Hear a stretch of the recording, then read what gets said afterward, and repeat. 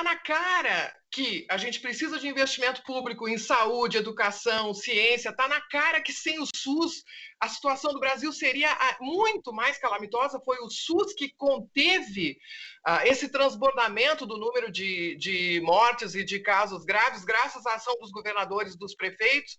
O governo federal se beneficiou disso, dissemina o vírus e os governos locais contêm o excesso. É quase o crime perfeito, né? Não fosse alguns transbordamentos, como é o caso de Manaus, né?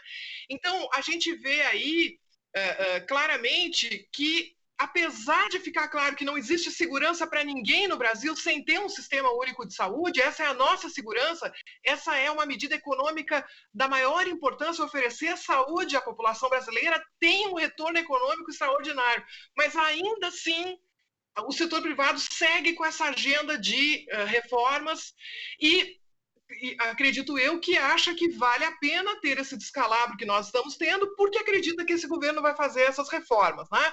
Então, eu nem saberia como definir o que é um setor privado que pensa assim, que percebe a economia nesse tiro tão curto, nessa visão tão curto-prazista, e mais, a economia de alguns, porque isso não pode ser dito em relação à economia brasileira em geral. Para a economia brasileira em geral, o que está acontecendo é um desastre, né? Um desastre. Claro que alguns estão ganhando, alguns acham que vão ganhar promovendo essas reformas, né? Mas é a única maneira que eu tenho de entender por que esse governo continua. Agora, uma coisa é verdade, para quem estuda os crimes contra a humanidade, o que a gente nota é que o mercado sempre acha que vai controlar os líderes populistas, né?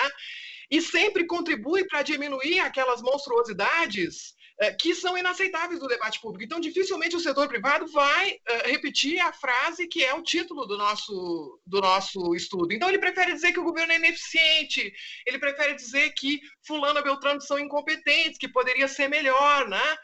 Ele vai utilizando subterfúgios, mas mantém o seu apoio, e era isso que precisava acontecer, né? Nós precisaríamos ter elites aí econômicas que conseguissem ver mais longe e principalmente que tivessem ética, que tivessem escrúpulos, que dissessem não é possível deixar mais de 200 mil pessoas morrerem, né?